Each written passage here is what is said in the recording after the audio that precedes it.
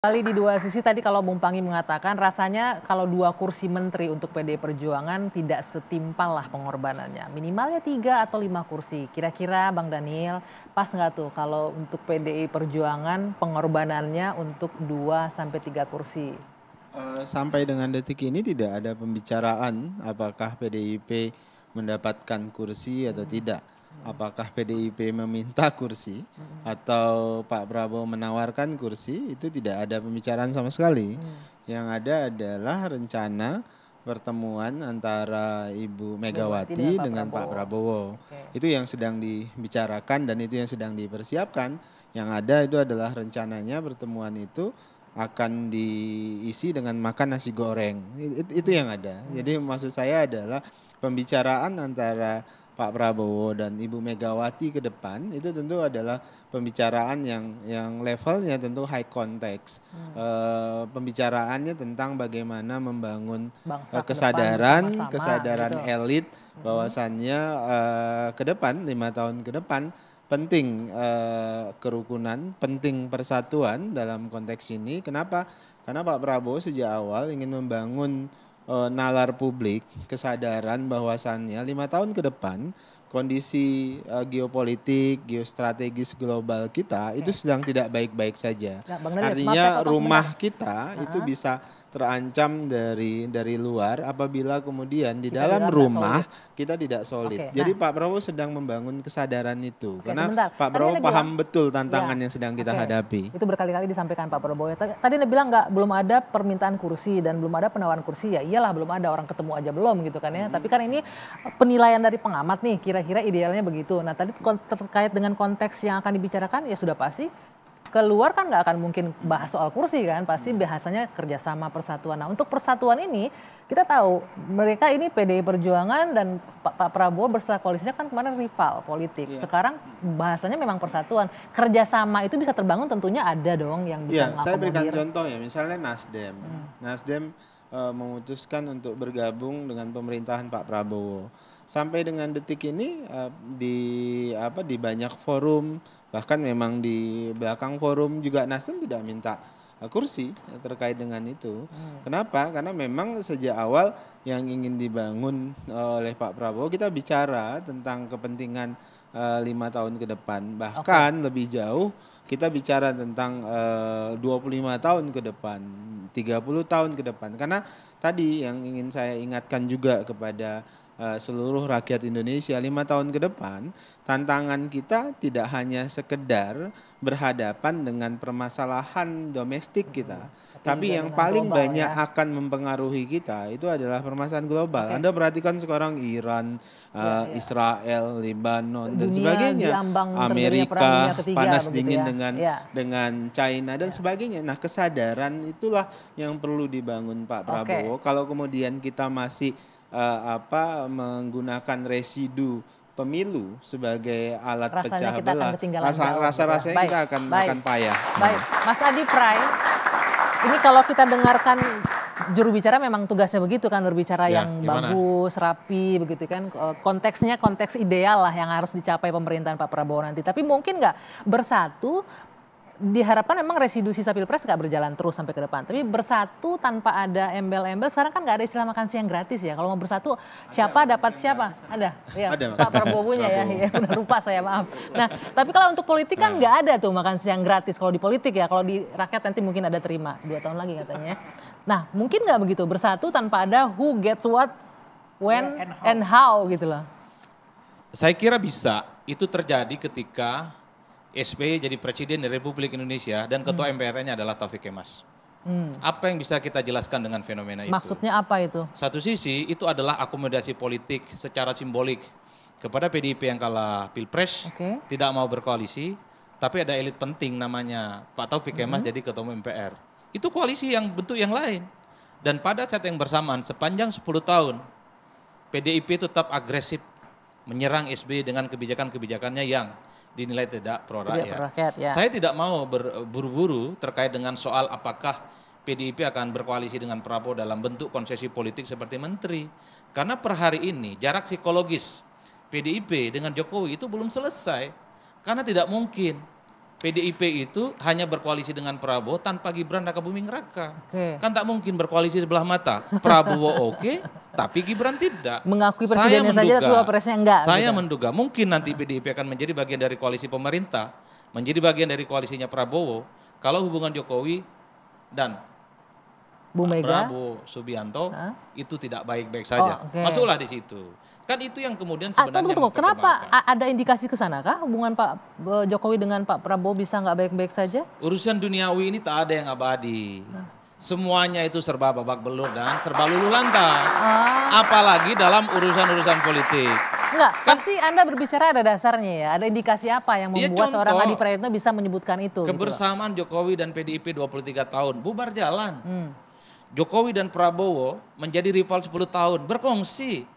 Banyak ketua umum dan elit-elit partai yang berseberangan dengan internal partai. Itu adalah contoh di mana politik itu tidak bisa kita simplifikasi sampai mati dia akan terus berkongsi. Oleh karena itu, saya ingin mengatakan bahwa per hari ini saya tidak terlampau yakin PDIP sekalipun berkoalisi dan mendukung Prabowo akan menjadi koalisi dari pemerintah. Paling yang disepakati adalah soal bagaimana alat-alat kelengkapan dewan di parlemen. Kalau per hari ini ada yang mencurigai bahwa PDIP jadi ketua DPR itu sebagai bentuk kompromi politik, saya ingin membantah. Undang-undang MD3 menegaskan bahwa partai pemenang pileg itu otomatis jadi ketua DPR. Nah, Justru sebentar. aneh. Itu memang benar karena memang sesuai undang-undang. Tapi kan sempat ada nih Justru di awal untuk revisi, isu untuk revisi undang-undang Betul, MD3. cukup sudah revisi karena selera politik itu terjadi 2014 yang lalu. Jangan lagi ada upaya-upaya untuk merevisi undang-undang hanya karena persoalan politik yang berbeda. Ke depan siapapun yang menang Pilpres, sekalipun pemenangnya Pileg itu beda, jangan diubah ini undang-undang MD3. Bahaya. Karena ini yang akan merusak tatanan demokrasi Bisa dan jadi tatanan alat kebangsaan dan peradaban bergening kita. politik ya. Saya menduga jangan-jangan di tahun awal memang koalisinya adalah koalisi bentuk parlemen, bukan dulu masuk ke pemerintah. Karena belum ada keputusan resmi dari PDIP. Tapi itu tadi, kalau memang hilal politiknya ada indikasi hubungan yang tak lagi mesra misalnya antara Bang Dhanil Anhar Simanjuntak ya dengan kubunya Pak Jokowi, bukan tidak mungkin PDIP akan masuk di dalamnya. Tapi begini Anggi, kepentingan berkoalisi. Nanti saya lupa sebentar. Apakah benar gitu ada indikasi bahwa mulai ada nih keretakan, bisa saja terjadi keretakan antara Pak Prabowo dengan Pak Jokowi gitu loh. Iya, yang jelas sampai dengan hari ini dan insya Allah ke depan Pak Prabowo dan Pak Jokowi itu baik-baik saja, saling mendukung, saling menyokong. Dan Pak Prabowo adalah tipologi pemimpin, politisi, ya, negarawan yang menjaga baik hubungan dengan siapapun. Artinya beliau tidak ingin berkonflik secara personal dengan apalagi ini pemimpin bangsa dan mantan pemimpin bangsa. Pun demikian kan sebenarnya dengan Ibu Megawati. Pak Prabowo punya sikap politik yang berbeda misalnya dengan Ibu Megawati, tapi kemudian itu tidak membuat Pak Prabowo secara personal itu punya hubungan yang jelek. Pak Prabowo selalu bilang no hard feeling kalau terkait dengan hubungan pribadi. Jadi walaupun kami, Pak Hasim bilang 2 tahun lo gak ketemu sama Bu Mega gitu ya. Oh iya, gitu, kan memang memang belum bertemu dengan Ibu Megawati secara fisik kan. Bertemu ngopi begini. Kenapa? Karena ada sikap politik yang berbeda. Tapi bukan berarti kemudian tidak ada komunikasi. Saya mau katakan adalah Pak Prabowo dan Ibu Megawati itu kan naik turun terkait dengan hubungan politik.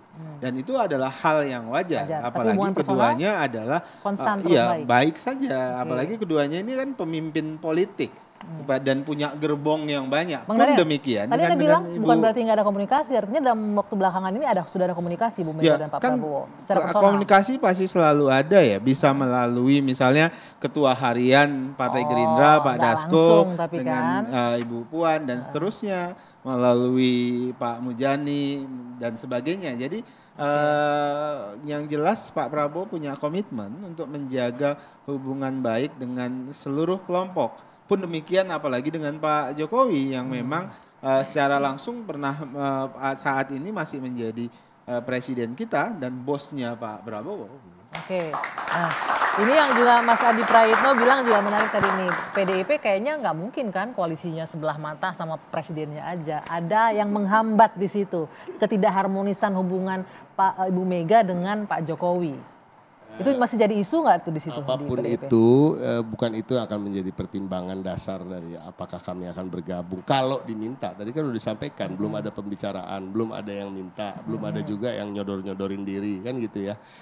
Artinya kami masih fokus dengan hal-hal tertentu yang saya sudah sampaikan tadi terkait dengan pilkada. Tapi tentunya di PDI Perjuangan kami tidak akan sekerdil itu dalam mengambil keputusan, artinya pertimbangan-pertimbangannya akan lebih terkait dengan bagaimana kita melihat bangsa tadi ke depannya, bagaimana kita menghadapi tantangan global, bagaimana kita bisa mensejahterakan rakyat, bagaimana kita bisa membangun negeri ini, menjadikan Indonesia negara yang dipandang di dunia, ya kan, menjadi pemain di peta politik global dan lain-lain. Jadi ini yang akan lebih menjadi pertimbangan dari kami, concern dari kami, dan itu juga yang saya rasa kalau sampai mudah-mudahan pertemuan dengan antara Pak Prabowo dengan Ibu Megawati itu yang akan lebih dibahas. Tapi kalau bicara soal komunikasi tadi ya, saya menolak untuk mengatakan ketika Pak Hasim bilang 2 tahun tuh diartikan oleh banyak pihak seakan-akan ada bermusuhan di situ. Enggak, artinya apa? Dengan